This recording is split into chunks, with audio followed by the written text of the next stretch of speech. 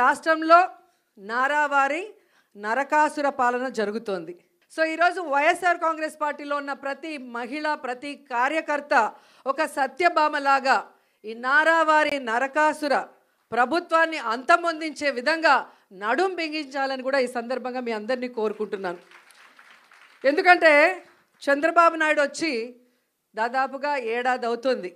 ఈ ఏడాదిలో ఆయన సాధించింది ఏందయ్యా అంటే అరాచకాలు, అఘాయిత్యాలు, అత్యాచారాలు, అవమానాలు, అక్రమ కేసులు, వేధింపులు.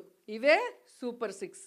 సో ఈ సూపర్ 6 ఇవ్వడానికి ఉత్సాహం చూపిస్తున్నాడు తప్ప మనం మహిళలకు ఇచ్చిన వాగ్దానాల్ని నెరవేర్చాలన్న చిత్తశుద్ధి వాళ్ళకి లేకపోవటం అనేది మనం అందరం కూడా గమనించాలి.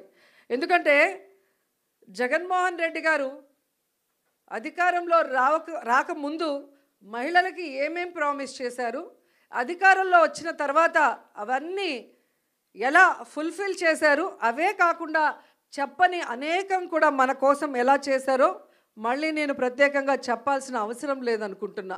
ప్రతి కుటుంబంలో ఎంతమంది ఏ స్కీమ్కి అర్హులో కులం, మతం, పార్టీ చూడకుండా అందరికీ అన్నీ అందించారు కాబట్టే ఈరోజు మనం ధైర్యంగా గ్రామాల్లోకి వెళ్ళగలుగుతున్నాం. ఎక్కడ మనం కనిపించినా అయ్యో మేము తప్పు చేశామని కొంతమంది, అయ్యో మేము అన్నకు ఓటేసాం ఎక్కడికి పోయిందని కొంతమంది, ప్రతి ఒక్క మహిళ వైఎస్ఆర్ కాంగ్రెస్ పార్టీ వాళ్ళు, వైఎస్ఆర్ కాంగ్రెస్ పార్టీ సింపథైజర్స్ ఓపెన్గా బాధపడుతుంటే తెలుగుదేశం, జనసేన వాళ్ళు లోపల ఏడుస్తున్నారు. ఎందుకంటే ఈ కూటమి ప్రభుత్వం వైఎస్ఆర్సీపీ మహిళలనే కాదు, వాళ్ళ తెలుగుదేశం, జనసేన మహిళల్ని కూడా మోసం చేసింది. వాళ్ళకు కూడా అమ్మఒడి లేదు, వాళ్ళకు కూడా చేయూత లేదు, వాళ్ళకు కూడా ఆరోగ్యశ్రీ లేదు, వాళ్ళకు కూడా ఏ ఒక్క సంక్షేమ పథకం సూపర్ 6 లేదు. అంటే మననే కాదు వాళ్ళని కూడా మోసం చేశారు. మనం బయట చెప్పుకోగలుగుతున్నాం, వాళ్ళు చెప్పుకోలేక కుమిలిపోతున్నారు అన్నది నిజమని కూడా ఈ సందర్భంగా తెలియజేసుకుంటున్నాం. ఉగ్రవాదులకి మనకి మధ్యన జరిగిన యుద్ధంలో ముందుండి నడిపించింది ఎవరు? మహిళలు. సో మహిళలుగా మనం గర్వపడాలి. చంద్రబాబు నాయుడు కూటమి ప్రభుత్వం అధికారంలోకి వచ్చిన తర్వాత మహిళల మీద, చిన్నపిల్లల మీద అఘాయిత్యాలు, అత్యాచారాలు ఎంతగా పెరిగిపోతున్నాయో అసెంబ్లీ సాక్షిగా వాళ్ళు ఇచ్చిన లెక్కలు చూస్తేనే మీకు అర్థమవుతుంది.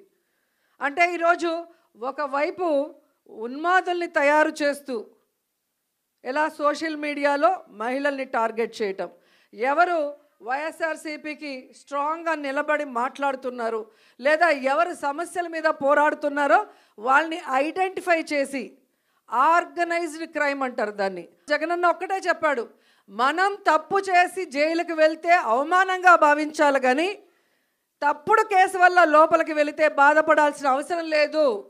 ప్రజల్లో మీరు ఒక హీరో అవుతారు. ప్రజల కోసం మీరు వెళ్తున్నారు కాబట్టి ఆ ప్రజల ఆశీర్వాదం మీకుంటుంది, మీకు ఎటువంటి ముప్పు జరగదు. అందుకు పార్టీ నేను సిద్ధంగా ఉన్నాను మిమ్మల్ని కాపాడుకోవటానికి అని అన్న మాకు ధైర్యం చెప్పారు.